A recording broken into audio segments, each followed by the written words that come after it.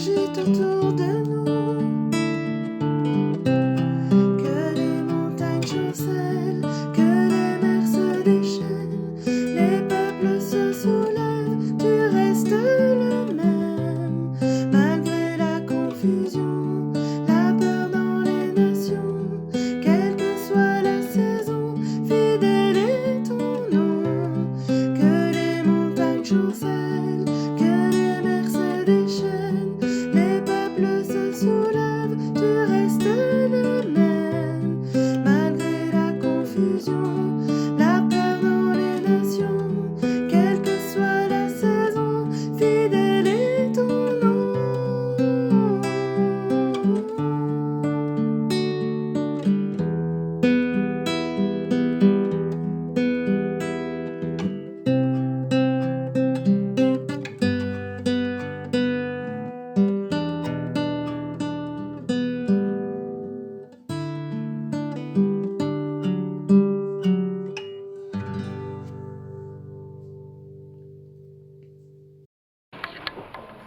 Courage! C'est pas la rentrée, hein. Mais courage pour demain. Pourquoi dis-je courage pour demain? Parce que demain c'est un autre jour que je ne contrôle pas. Tout au plus, je peux un peu contrôler celui d'aujourd'hui.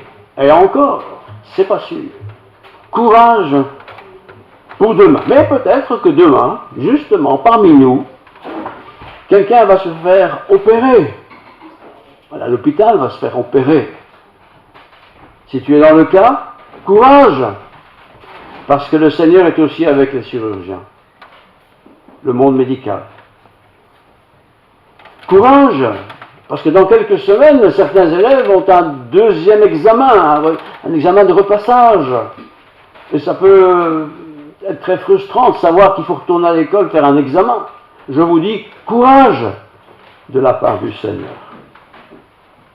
Courage pour vous qui vous préparez à avoir votre permis de conduire. Il faut du courage pour s'entraîner. Il faut du courage pour avoir des bons réflexes. Courage, le Seigneur est avec nous. Courage, si tu as envie de demander en mariage quelqu'un et que tu n'oses pas. Courage, si tu penses que c'est dans le projet de Dieu, prends courage. Et peut-être tu ne connais encore personne avec qui tu pourrais faire, j'allais dire carrière, mais courage, Dieu a tout prévu. Et Dieu a plein de réserves chez lui pour les partager avec nous. Courage donc pour demain, quelle que soit la journée de demain. Qu'est-ce qu'il arrive? Courage, le Seigneur est avec nous. Nous allons pouvoir affronter cette journée. Nous allons pouvoir la traverser. Nous allons pouvoir être heureux ou connaître des tristesses. Courage, c'est vraiment le thème de ma prédication ce matin. Vivre en chrétien, c'est pas vivre tout va bien. Oui, il y a beaucoup de choses qui vont bien. Mais il y a aussi, de temps à autre, et parfois c'est très fort, des contraires à nos désirs, à nos espérances. Il y a parfois des choses qui nous tombent dessus, on se dit, mais enfin, pourquoi ça me tombe dessus? J'ai quand même rien fait, j'ai quand même bien fait les choses. Pourquoi ça me tombe dessus? Pourquoi? Pourquoi les projets, parfois, qu'on a bien établis, ne se réalisent pas? Pourquoi? Pourquoi le projet dans lequel j'ai mis toute mon énergie, qui me semblait juste et sain, ne se concrétise pas? Pourquoi? Pourquoi? Évangile de Jean, chapitre 16, 16 à 33, je vous le lis. Donc, Évangile de Jean, chapitre 16. Encore un peu de temps, et vous ne me verrez plus. C'est Jésus qui parle. Il dit ça à ses disciples. Encore un peu de temps, et vous ne me verrez plus. Et puis encore un peu de temps, et vous me verrez. Parce que je vais au Père. Un peu de temps, vous ne me verrez plus. Puis encore un peu de temps, et vous me verrez parce que je vais au Père. Là-dessus, quelques-uns de ses disciples dirent entre eux, que signifie ce qu'il nous dit? Encore un peu de temps et vous ne me verrez plus, puis encore un peu de temps et vous me verrez. Et parce que je vais au Père. Ils ne comprennent pas ce que Jésus est en train de dire. Qu'est-ce qu'il veut partager, qu'est-ce qu'il veut qu'on sache. Comme parfois nous-mêmes, frères et sœurs, il arrive que nous sommes un peu dans la semoule, quoi. On ne sait pas. Encore un peu de temps peut-être, mais quoi? On aimerait savoir. Il disait donc, que signifie ce qu'il dit, les disciples? Qu'est-ce qu'il dit Jésus? Qu'est-ce qu'il veut dire? Qu'est-ce qu'il veut nous annoncer? Qu'est-ce qu'il veut nous proclamer?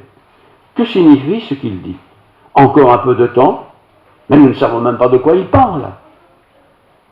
Comment pouvons-nous encore avoir un peu de temps?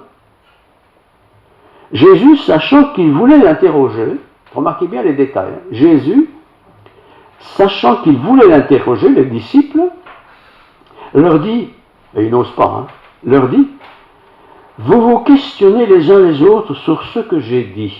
Il n'avait pas dit grand-chose, mais vous vous questionnez sur ce que j'ai dit. Encore un peu de temps et vous ne me verrez plus, puis encore un peu de temps, vous me verrez. Vous vous questionnez là-dessus. En vérité, je vous le dis, vous pleurerez, et vous lamenterez. Voilà ce qui va vous arriver. Le monde se réjouira. Vous serez dans la tristesse, mais votre tristesse se changera en joie. La femme, lorsqu'elle enfante, éprouve de la tristesse. C'est pas du gâteau, parce que son heure est venue. Mais lorsqu'elle a donné le jour à l'enfant, elle ne se souvient plus de la souffrance, à cause de la joie qu'elle a qu'un homme est né dans le monde. Vous donc aussi, ça nous concerne au premier chef, vous donc aussi, vous êtes maintenant dans la tristesse. Mais je vous reverrai, et votre cœur se réjouira, et nul ne vous ravira de votre joie. Les disciples ne savent pas ce que Jésus veut dire en fait. Ils ne comprennent pas, ils n'ont même pas l'idée, ils en ont sûrement parlé, mais ils n'ont pas fait attention qu'il va être arrêté, rejeté, crucifié. Pour eux, ça semble être de l'histoire. Mais Jésus les prévient. Comme d'ailleurs pour nous-mêmes, frères et sœurs, nous avons besoin d'être prévenus de ce que l'Écriture veut que nous sachions. Je relis le verset 33. Je vous ai dit ces choses afin que vous ayez la paix en moi. Donc c'est comme si Jésus nous annonce, ou la parole de Dieu d'ailleurs, ou les circonstances, nous annonce toute une série de choses pas belles, catastrophiques, difficiles. Je vous ai dit ces choses afin que vous ayez la paix en moi. On ne doit pas avoir peur de lire la Bible. Même des textes de l'avenir, de la fin du monde, enfin toutes ces choses-là, on ne doit pas avoir peur de les lire. Je vous ai dit ces choses afin que vous ayez la paix en moi. Vous aurez des tribulations dans le monde. Ben oui, c'est possible. Mais prenez courage, j'ai vaincu le monde. Tribulation dans le monde. Jésus a engagé des disciples et il leur dit maintenant, un peu en parole détournée, mais il le dit, vous aurez des tribulations dans le monde. C'est comme si je dis, tiens, vous vous êtes converti à Jésus-Christ, vous êtes un fidèle de l'Église, vous vous engagez dans toutes sortes de choses, et en même temps, on vous dit, mais tu sais, ne t'imagine pas que ce sera la belle vie maintenant. Ce n'est pas parce que tu es au service de Dieu, que tu fais ce qu'on te demande, que tout va aller tout seul. Au contraire, ce sera peut-être plus compliqué. Ici, la tribulation est parfois traduite dans différentes versions comme détresse, angoisse, peine. Les mots sont parfois un peu différents, mais c'est toujours la même chose qui veut être dit. Alors quand Jésus parle du monde, vous aurez ça dans le monde, qu'est-ce qu'il veut dire? Évidemment, il ne pense pas au coucher de soleil de ce soir. C'est pas de ça qu'il parle. Il ne pense pas non plus au climat du Portugal, en disant, allez au Portugal, il fait bon. Il ne pense même pas à la neige blanche qui est sur le mont, peut-être sur le mont Blanc et qui reste là encore. Dieu ne parle pas de tout ça. C'est pas de ça qui les intéresse.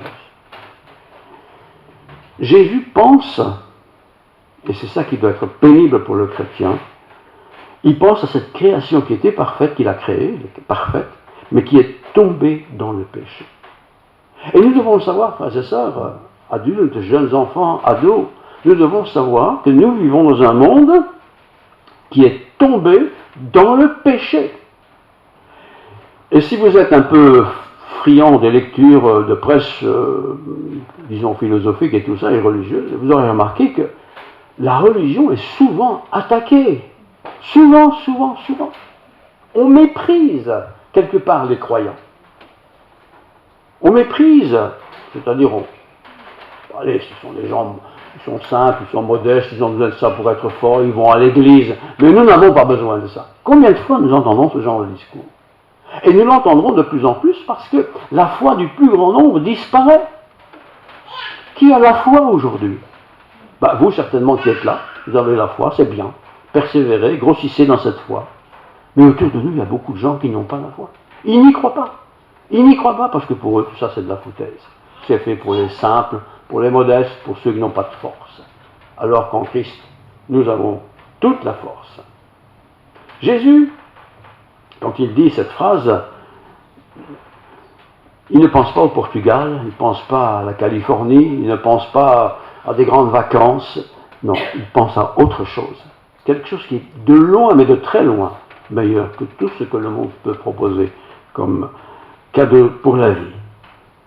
Jésus pense, et c'est ça qui l'attriste, à cette création parfaite que Dieu a faite, que Jésus était Dieu, qui est tombé dans le péché.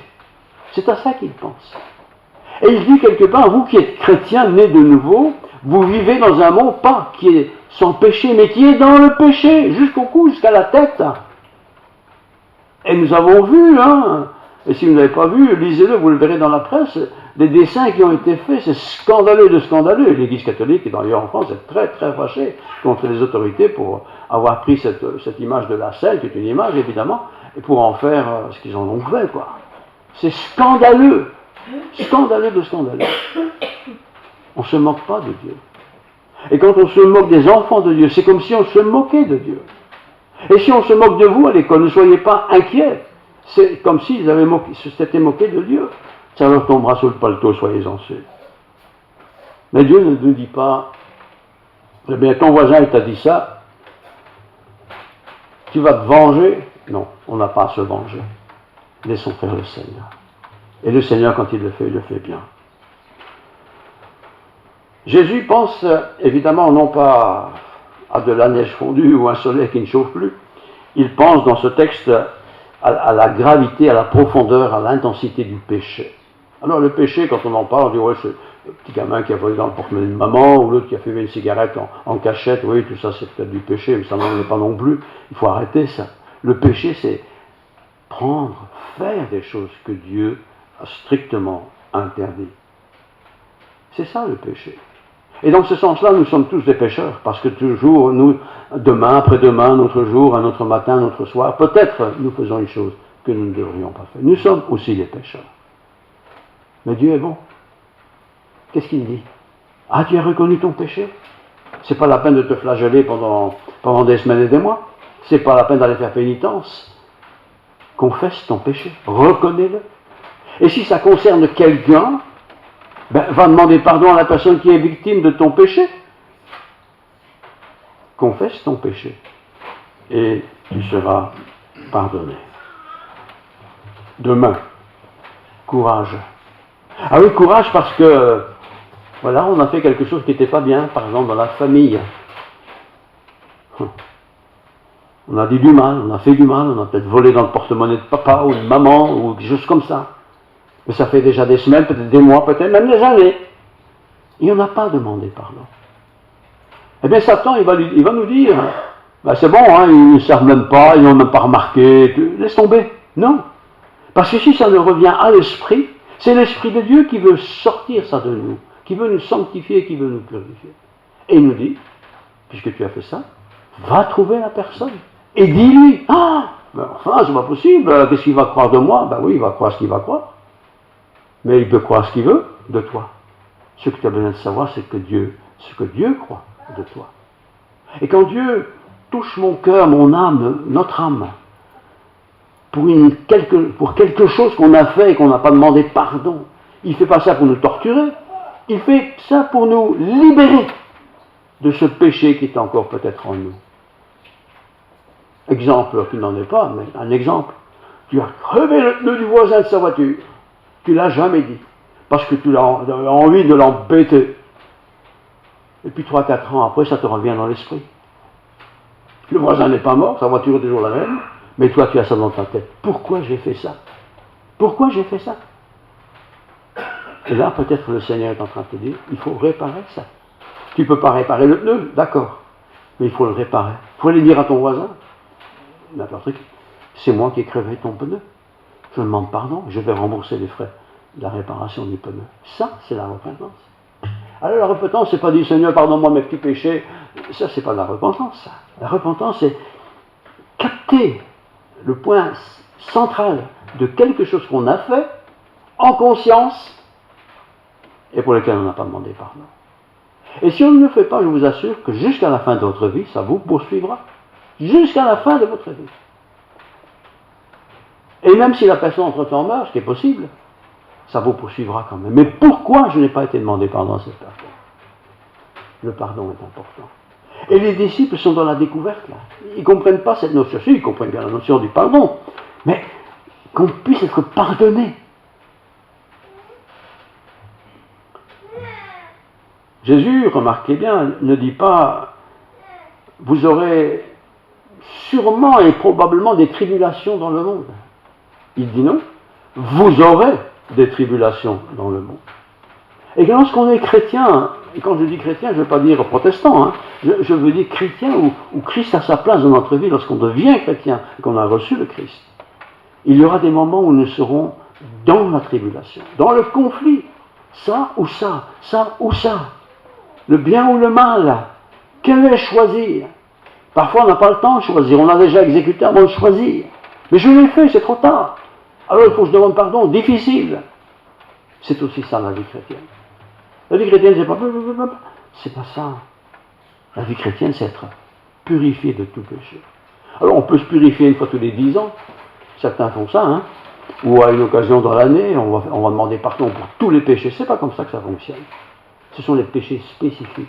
Ceux que nous avons fait intentionnellement, nous avons bien prémédité, organisé. Ceux-là, on a besoin de les confesser. On doit confesser tous les péchés. Mais bien sûr, on ne peut pas tout se souvenir. Mais les péchés qui n'ont pas été pardonnés ne seront jamais enlevés de notre tête. C'est le Seigneur qui veut ça. Et il ne tourmente pas pour le plaisir.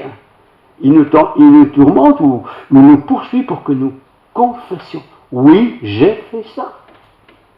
Et si ça concerne une personne, il faut non seulement demander pardon à Dieu, mais il faut aller trouver la personne, pas son voisin, hein, mais la personne qui a été victime de mon péché.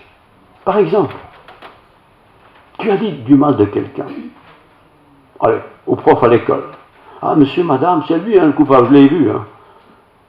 Alors que vous n'avez rien vu, ou à peine vu, mais vous l'avez accusé. Ah oui, mais ça fait longtemps, j'étais en première gardien quand j'ai fait ça, oublie, hein, première secondaire. Et maintenant j'ai 40 ans. Ben oui, alors quoi?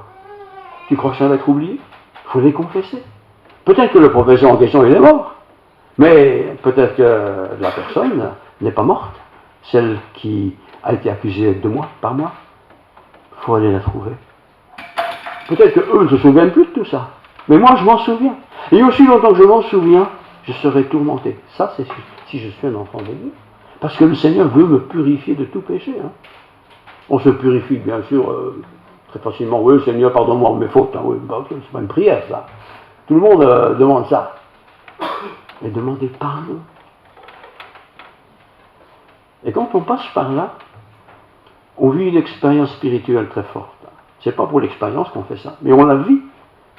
On la vit parce que on est confronté à d'un côté Dieu qui nous dit voilà, tu as commis un péché là ou là, et en même temps Satan qui nous dit c'est rien ça, t'inquiète, regarde le pasteur, là, il en fait pire que toi, hein. Il est quand même pasteur, donc pas cool. C'est pas comme ça que ça se passe. C'est pas comme ça que ça se passe. Vous connaissez l'histoire, bien sûr, du Titanic. Grand bateau. C'était un chef-d'œuvre. Les ingénieurs, les constructeurs, ceux qui ont investi étaient fiers de ce grand bateau. Et si je ne me trompe pas, la première fois qu'il a fait son grand départ, cette grande course, c'était en hiver. Tout le monde faisait la fête sur cet immense bateau. C'était la fête permanente. Et en plus, ceux qui étaient, c'était des privilégiés. C'était la fête. Un si beau bateau. Et moi, je suis dessus, je suis dedans, je participe au bon repas, à la fête, à la danse, à tout ce qu'on veut. Tout était sur ce bateau magnifique. Et tout le monde était content. Privilégiés qu'ils étaient de pouvoir être sur ce bateau. Ça avait coûté cher pour participer quand même, mais ils y étaient. Et bien sûr, tout le monde espérait qu'au bout du voyage, ils pourraient rentrer à la maison et raconter leur expérience de ce grand bateau. Et certainement un petit peu se gargariser d'avoir été choisi pour être sur ce bateau. Et quand ce bateau a commencé à tanguer, là, vous connaissez l'histoire comme moi, hein, il y avait des icebergs qui sont apparus. On aurait pu les éviter quand même. Et puis ils ont cogné dans un iceberg. C'était pas prévu, eux ne savaient pas. Le pilote ne savait pas non plus. Qu'est-ce qu'il a fait, qu'est-ce qu'il n'a pas fait? Et puis quand il a cogné cet iceberg, c'est immense, hein. Le bateau, il a, vous avez senti un choc, sûrement tout le monde. Ils ont peut-être tous été renversés, mais jamais, au grand jamais, ils n'ont pensé qu'il y avait un accident. Jusqu'au moment où ce grand bateau, insubmersible, en tout cas c'était ce qui était dit, s'est mis à tanguer et à fléchir. Je ne sais pas combien il y avait de morts, mais il y a énormément de morts. C'est comme ça avec le péché. On est dedans, on est dans le bateau, on est dans la même vie que tout le monde, on y va, on continue, et puis tout d'un coup on se cogne à un péché massif. Je reviens à ce tableau qui s'est passé en France. Je l'ai entendu plusieurs fois, c'est pour ça que je le sais bien. Donc ils ont utilisé l'image de la scène où les gens, avec Jésus au milieu et les disciples sont autour, et c'est l'image de la scène. C'est une image, hein, la Bible ne dit pas qu'il faut faire ça, mais c'est une image qui est quand même une image pieuse, disons. Et ils ont pris ça comme exemple pour raconter leurs bêtises qu'ils ont racontées. C'est choquant pour quelqu'un qui est chrétien. Mais d'un autre côté, moi j'ai vu ça, j'étais pas choqué, je dis, pauvres gens, ils sont quand même ignorants, hein, c'est pas possible à ce point-là. Pourtant, ils sont certainement 10 000 fois plus intelligents que moi. Mais ils sont ignorants, les choses. Est-ce que les gens s'arrêtent dans la vie pour dire, moi j'ai fait du mal, il faudrait que je demande pardon, mais enfin c'est quoi? Pourquoi il se mêle celui-là?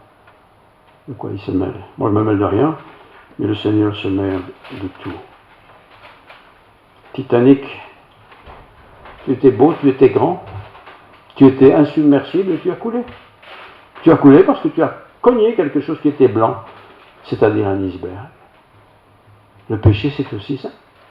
On cogne des choses qui ont l'air blanches, parfait, pas de danger, on ne les cognera pas, ça fera pas mal, et pourtant ça nous coule. Et j'en arrive à dire ceci, et c'est aussi mon message, on ne peut pas poursuivre sa vie sur cette terre en ne confessant pas un péché qui, d'une manière évidente, a été pratiqué par moi, que j'ai fait, que j'ai exécuté, peut-être pas toujours en super pleine conscience des dégâts que ça causerait, mais en tout cas je l'ai fait, et que je n'ai pas confessé. Il faut le confesser. Il faut le confesser d'abord et avant tout à celui qui est notre Dieu, notre Seigneur. Confessez vos péchés les uns aux autres. Si ça concerne quelqu'un d'autre, on le confesse à Dieu, et on va trouver la personne, et on lui dit voilà, c'est pas de ta faute, mais j'ai péché contre toi. Et vous racontez votre histoire. Et vous racontez pas votre histoire d'une manière un peu, je suis meilleur que toi ou quoi, hein.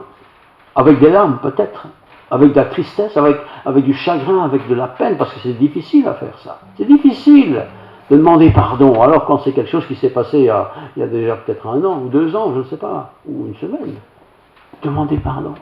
Mais quand vous l'avez fait, il y a comme une libération qui se passe en nous. Peut-être que l'autre va dire, ça c'est rien, je n'ai même pas remarqué, c'est possible, hein. Ou il va dire, moi je fais pire que toi. Très bien, mais moi je veux pas, je veux être libéré de ça. Confessez. Confessez à la personne qui est concernée d'abord, et puis en même temps confessez à Dieu, Seigneur, moi qui suis ton enfant, qui suis ton ambassadeur sur cette terre, voilà ce que j'ai fait. voilà ce que j'ai dit, voilà ce que me suis permis de faire, je suis horrifié. Demandez pardon. L'Église aussi a besoin de demander pardon.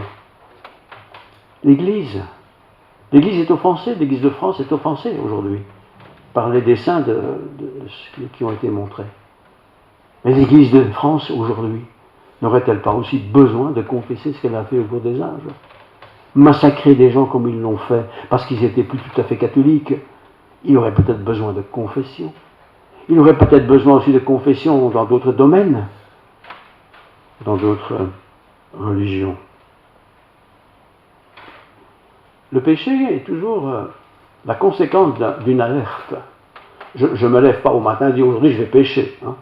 Je me lève, je fais mon truc et puis tout d'un coup, je me suis énervé sur ma femme. Pourquoi tu t'es énervé? Je ne sais pas, enfin je me suis énervé. Je confesse, pardon. Pardon Seigneur, pardon ma femme, pardon mon mari, les enfants. Il faut demander pardon. Mais pas comme ça, vite fait, bien fait. Hein. Comme si j'étais un peu innocent dans l'histoire. Non. Quand je suis pécheur, je le sais. Je le sais. Je sais que j'ai mal fait et que j'ai besoin d'être purifié. Je voudrais vous lire un verset de l'évangile de Jean, chapitre 1, versets 4 à 5. Jean 1, 4 à 5. Toutes choses ont été faites par elle, et rien de ce qui a été fait n'a été fait sans elle. En effet, en elle était la vie, et la vie était la lumière des hommes. La lumière, lui, dans les ténèbres, et les ténèbres ne l'ont point reçu. La lumière, c'est Dieu, c'est nous, chrétiens. Nous sommes des lumières. Et puisque nous sommes des lumières, nous reflétons quelque chose. Ça se voit, l'autre le voit en tout cas. Il y eut un homme envoyé de Dieu, son nom était Jean. Il vint pour servir de témoin, pour rendre témoignage à la lumière, afin que tous croient en lui. Jean n'est pas Jésus, mais il est venu pour rendre témoignage à la lumière. Comment puis-je moi rendre témoignage à la gloire de Dieu si je suis quelqu'un qui est péché, qui n'est pas confessé son péché? Mon voisin pourra toujours dire, lui il peut toujours causer, là qui prêche, et qu'est-ce qu'il m'a fait l'autre jour, il ne s'est même pas excusé. Ça n'a pas de poids, ça n'a pas de valeur. Au contraire, ça ne peut être que destructeur. Satan dira, mais t'inquiète pas, il y a pire que toi. Oui, ça peut être bien, mais moi je ne suis pas l'autre, je suis moi. Je suis moi. Il n'était pas la lumière, mais il parut pour rendre témoignage à la lumière. Jean n'était pas la lumière, mais il est venu pour rendre témoignage à la lumière. Par notre comportement, frères et sœurs. Pas un comportement hypocrite, mais par notre comportement, surtout dans ces domaines-là. Nous rendons témoignage à la lumière. Parce que c'est à cause de Christ que nous pouvons faire cela. D'ailleurs, cette lumière était la véritable lumière qui, en venant dans le monde, éclaire tout homme. Elle était dans le monde, et le monde a été fait par elle, et le monde ne l'a point connue. Dieu se révèle à tout le monde, d'une manière ou d'une autre. Tout le monde n'accepte pas la lumière. Mais si nous sommes là ce matin, sans doute que nous avons accepté la lumière. Peut-être pas encore pleinement tout compris, mais ça ne fait rien. Un chemin à la fois, une route à la fois. Cela nous suffira. La lumière, lui, dans les ténèbres, brille. Quelqu'un qui va lui demander pardon pour quelque chose que lui ne se souvient pas, il doit se sentir un peu coupable. Et moi, quand je pense ce que j'ai fait à l'école, et que je ne me suis même jamais excusé, toutes ces choses-là reviennent dans la tête, parce qu'elles y sont enregistrées. J'aimerais finir cette réflexion de ce matin avec une lecture du livre des Galates. Galates, chapitre 6. Écoutez plutôt ce que dit le texte. Galates 6, verset 14. Pour ce qui me concerne, c'est Paul, loin de moi la pensée de me glorifier. Et quand on lit son histoire, on voit qu'il en a bavé. En prison, il a été fouetté, un tas de choses qu'il a dit. On pourrait dire cocorico. Loin de moi la pensée de me glorifier. Je ne suis pas glorifié parce que j'ai demandé pardon et que ça se sait à côté. Je ne le fais pas pour que ça se sait, ça se sait. Donc, loin de moi la pensée de me glorifier d'autre chose que de la croix de notre Seigneur Jésus-Christ. Je peux avoir fait l'université, avoir le gros diplôme de théologie que tout le monde aimerait bien avoir. Si je suis dans le péché, ça ne me sert strictement à rien. C'est pas la peine de vouloir être président, directeur, prêtre, pasteur, ancien, tout ce qu'on veut. Non, c'est pas ça qu'il faut chercher. Loin de moi la pensée de me glorifier d'autre chose que de la croix de notre Seigneur Jésus-Christ. Parce que la croix, c'est vraiment l'image du sacrifice de Jésus-Christ. Il a été crucifié, lui le juste, pour le salut de tous les hommes, en tout cas tous ceux qui veulent bien l'accepter. Donc, d'autre chose que de la croix de notre Seigneur Jésus-Christ, par qui le monde est crucifié pour moi, comme je le suis pour le monde. Paul, qui est un théologien, vous le savez, il avait l'art d'écrire les choses reçues de Dieu, il avait l'art d'expliquer les choses. Et nous avons beaucoup de ces textes. Lisons-les. Paul, c'était un caïd, hein, lui, c'était un chef, c'était quelqu'un d'important. Il était doué, il avait des talents dans beaucoup de domaines. Mais il a dû passer par l'humiliation de l'acceptation de la croix. La croix, c'est Christ sur une croix crucifié. C'est horrible, hein. Mais j'accepte que Christ sur la croix a fait ça pour moi. Il l'a fait pour beaucoup, mais il l'a fait pour moi. Parce que sans cette croix, sans ce sacrifice, jamais j'aurais pu espérer entrer dans la gloire de Dieu. Parce que je me connais. Il m'arrive de pécher comme nous tous. Il m'arrive de pécher et de justifier même mon péché pour me tirer d'embarras. On se connaît. Mais Dieu purifie tout. Il sanctifie tout. Alors, c'est le temps des vacances, c'est le temps où on ne réfléchit pas trop, un petit peu quand même. Paul, qui a vraiment souffert physiquement dans son corps, qui a été un prédicateur hors pair, qui a laissé beaucoup de textes, à cause de Christ, a déclaré « Tout ce que je peux faire, je le fais pour le Seigneur. À lui la gloire au Seigneur. » Pour demain c'est pas aujourd'hui forcément, demain c'est un autre jour. Demain, je ne sais pas ce qui va m'arriver, je ne sais pas ce que je vais dire ou pas dire, je ne sais même pas ce que je vais faire ou pas faire. Mais aujourd'hui, c'est dimanche, nous avons entendu quelque chose. On n'a peut-être pas tous entendu la même chose. On a entendu la même chose, mais on n'a pas perçu les choses de la même manière. Mais si le Seigneur te dit, tu sais, Gertrude, il n'y a pas de Gertrude ici, tu devrais aller voir Germain, hein. Si tu entends ce genre de choses, ne dis pas, ouais, mais ça c'est pas moi, c'est pire que moi, il y a toujours pire que moi. Hein. Mais si tu entends ce genre de choses, ou quelque chose avec ton papa, ou ta maman, que tu aurais dit, que tu aurais fait, même s'il y a longtemps, ne dis pas, ne s'en souviennent plus, eux ne s'en souviennent peut-être plus, parce que c'est tes parents, mais toi tu t'en souviens. Alors il faut confesser, voilà ce que j'ai fait. Tel jour, telle date, regarde, j'ai fait ça papa, j'ai fait ça maman. J'aurais pas dû. Je t'ai critiqué, je t'ai condamné, je t'ai méprisé. J'ai peut-être volé dans ton porte-monnaie. N'importe. Confessez-le.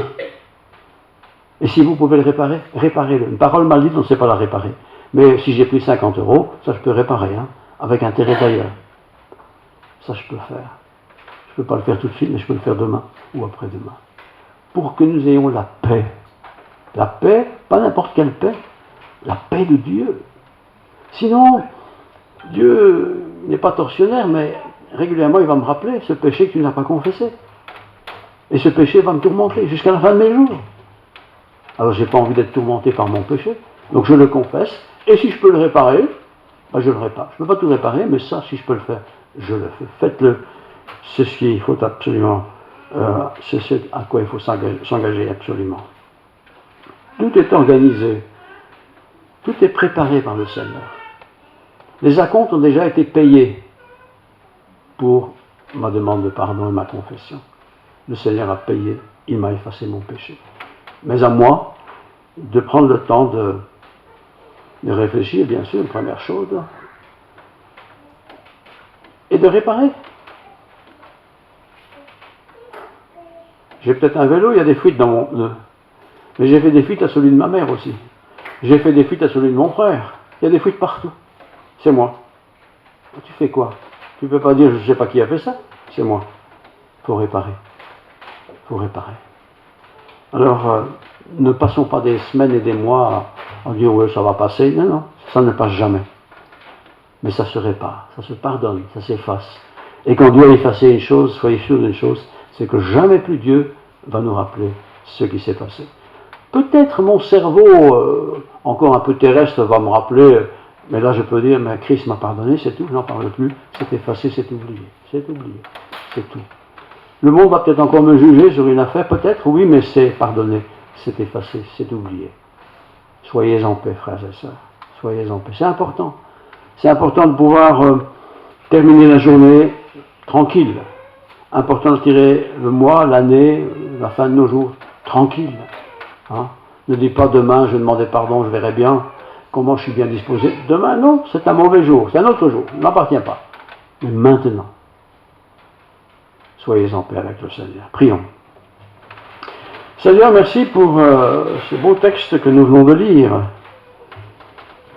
La confession, le partage, la reconnaissance des choses que nous avons mal faites, la réparation aussi de ces choses. Tout cela, tu nous le recommandes vivement. Non pas pour que nous puissions nous vanter de l'avoir fait, il n'y a rien à se vanter d'ailleurs, mais pour que nous soyons en paix dans notre âme. Cette âme qui forcément est influencée par ce qui nous entoure, influencée par des discours, par des expériences des uns et des autres. Mais nous voulons écouter ta parole. Ta parole est chemin, vérité et vie. Merci pour toute l'assemblée ici présente. Merci parce que nous avons entendu. Merci parce que nous allons retenir certainement des choses importantes. Et si tout est bien aujourd'hui, gloire à ton nom. Et si demain ça arrive ou un autre jour, nous voulons nous rappeler cela et ne pas traîner pour confesser nos péchés. D'abord à toi et puis à celui qui a été offensé. Que toute gloire te revienne, Seigneur. Que la grâce de Dieu, la paix du Christ, la plénitude de l'Esprit Saint repose sur nous tous.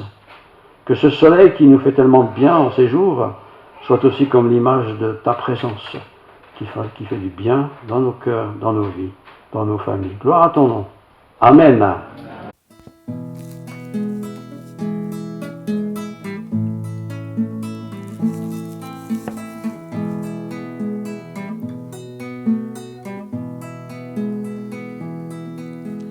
Jésus, nous t'adorons, Jésus, nous t'adorons, Jésus, tu es souverain. Tes œuvres t'acclament, l'Église proclame, ô Jésus, tu es souverain. Jésus, nous t'adorons, Jésus, nous t'adorons, Jésus, tu es souverain. Tes œuvres t'acclament, l'Église proclame,